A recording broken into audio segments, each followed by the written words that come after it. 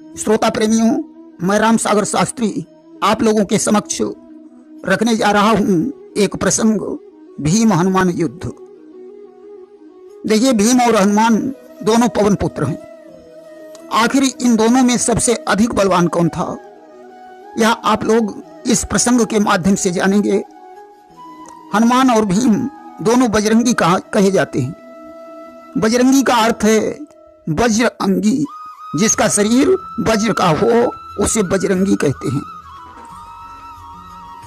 देखिए, भीम जिस समय बहुत छोटा था उस समय माता कुंती अपनी गोद में लेकर एक दिन उसे खिला रही थी।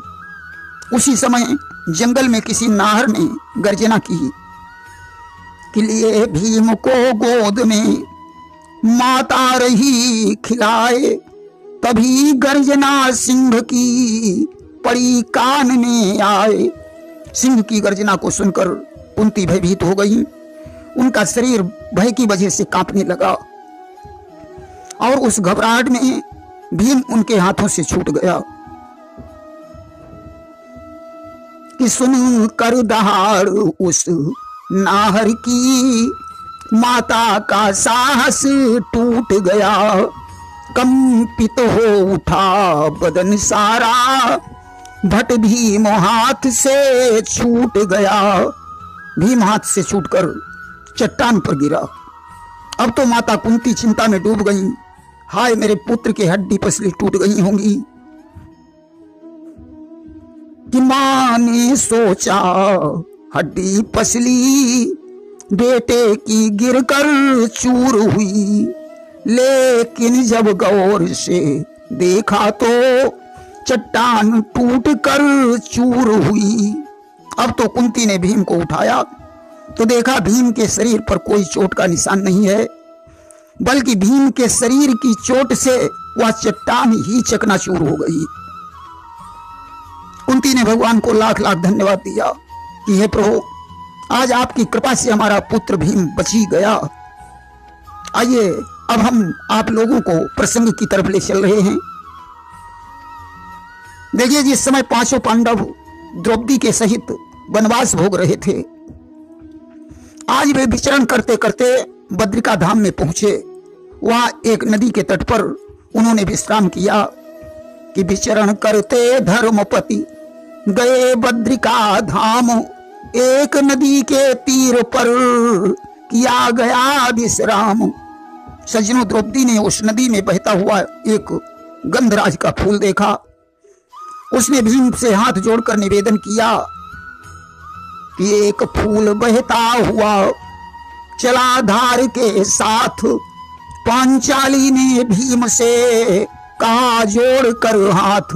हे स्वामी, मुझे गंधराज के फूल ला दीजिए, मैं इन फूलों के द्वारा सुंदर माला बनाकर नटनागर कृष्ण को पहनाऊंगी। कि हे नाथ, अगर इन फूलों का अपने ही हाथों हार बने, तो रसिक मूर्ति नट नागर प्रभु मनमोहन का श्रृंगार बने। सजनों, ये गंधराज के फूल कुबेर के बगीचे में पाए जाते हैं, जहां पवन पुत्र हनुमान का पहरा था। उनकी आज्ञा के बगैर कोई भी उस फूल को नहीं तोड़ सकता था। आज द्रौपदी के आग्रह पर पवन पुत्र भीम ने कुबेर के बगीचे के लिए प्रस्थान कर दिया कि भीम बलवान गए वन में फूल लाने को, राह में बैठे थे हनुमान आजमाने को। पूंछ फैलाए हुए राह में वो बैठे थे, गदा की टेक लगाए थे बल दिखाने को। हनुमान जी उस बगीचे में अपनी पूंछ फैलाए हुए बैठे थे। भीम ने हनुमान से कहा, हे वानर राज, रास्ते से हट जाओ, मुझे इस बगीचे से फूल तोड़ना है। हनुमान ने कहा, शायद आपको ये नहीं मालूम है, यह रामबाग है।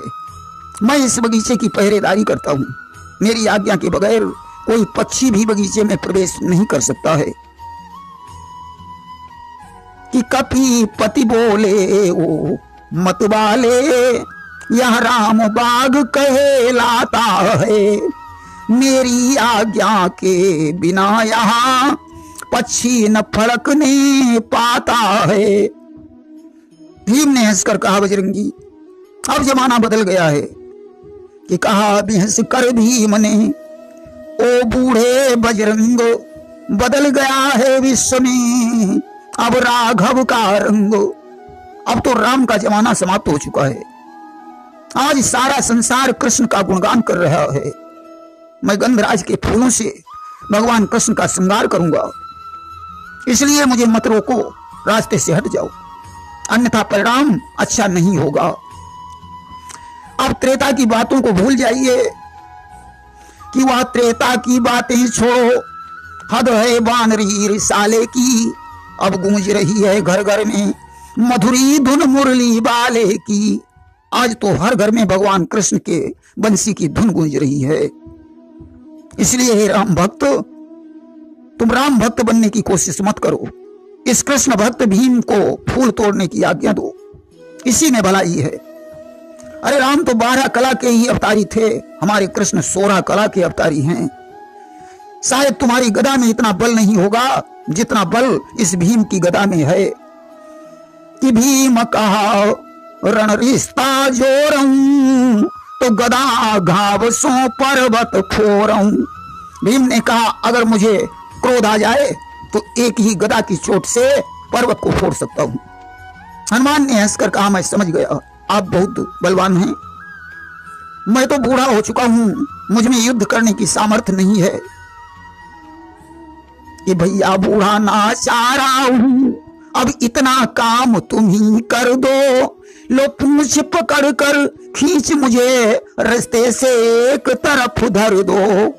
ऐसा करो, तुम मेरी पूंछ पकड़कर घसीटते हुए रास्ते से अलग कर दो और फूल तोड़कर फिर मुझे वहीं रखकर घर चले जाओ। मैं इतना बूढ़ा हूं कि मुझ में चलने फिरने की सामर्थ्य नहीं है। भीम को अपनी भुजाओं पर बहुत बड़ा अभिमान था, परंतु जानते हो हनुमान का नाम हनुमान कैसे पड़ा? कि हन न करत नित जन को माना, और ताते नाम पड़ो हनुमाना। जिन लोगों के अभिमान को नष्ट करता है उसे हनुमान कहते हैं।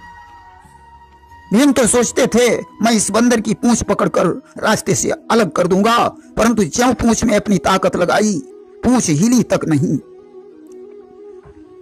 कि पछुहारे न्यारे परे झक मारे बल छूछ, तिल मिलाए आंखें उठी उठी न तिल भर पूंछ।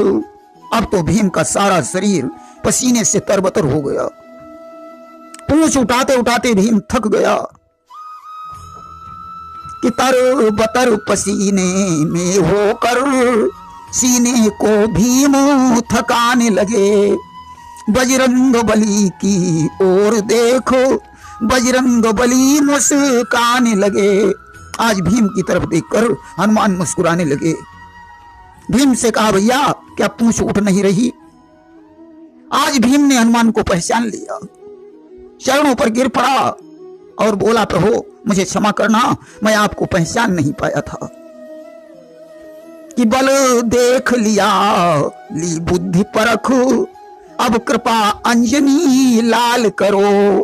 यह दीन द्वार पर आया है, दाया अब दीन दयाल करो। हे प्रभु मुझे क्षमा करना। हनुमान ने प्रसन्न होकर कहा जाओ भीम फूल तोड़ लो, मैं तो तुम्हारी परीक्षा ले रहा था। कि जाओ बलधाम फूल ले लो, द्वापर का अंतिम काम करो। अवकाश और वन जीवन है, कुछ दिनों वहीं विश्राम करो। तुम्हें देर हो रही होगी इसलिए फूल तोड़कर शीघ्र जाओ और मौका मिले तो फिर मेरे पास आना। आज भीम फूल लेकर वापस आए। उन फूलों से द्रौपदी ने सुंदर माला बनाई और भगवान कृष्ण को पहनाई। भगवान कृष्ण प्रसन्न हो गए। अब आप लोग समझ गए होंगे कि जब भीम हनुमान की पूंछ तक नहीं उठा पाए तो भीम और हनुमान का युद्ध कैसे हो सकता था। भीम तो सिर्फ पवन के पुत्र थे, परंतु हनुमान पवन पुत्र के साथ साथ 11वें रुद्र हैं। भला उनके साथ युद्ध करने की भीम में कहां सामर्थ्य थी। इसीलिए गोस्वामी तुलसीदास जी ने लिखा है कि अतुलित बलधामम हेम शैलावदेहम धनुज बन कृशानुम ज्ञानी नाम अग्रगण्यम सकल गुण निधानम वानराणामधीशम रघुपति प्रिय भक्तम वात जातम नमामि। जो अतुलित बल के धाम हैं, सुमेरु पर्वत के समान जिनका शरीर है, दैत्य रूपी वन के लिए जो आग के समान हैं, ज्ञानियों में जो अग्रगण्य हैं, संपूर्ण गुणों के भंडार हैं, वानरों के स्वामी हैं, ऐसे राम के प्रिय भक्त पवन पुत्र हनुमान को मैं प्रणाम करता हूं। प्रेम से बोलिए हनुमंत लाल की जय।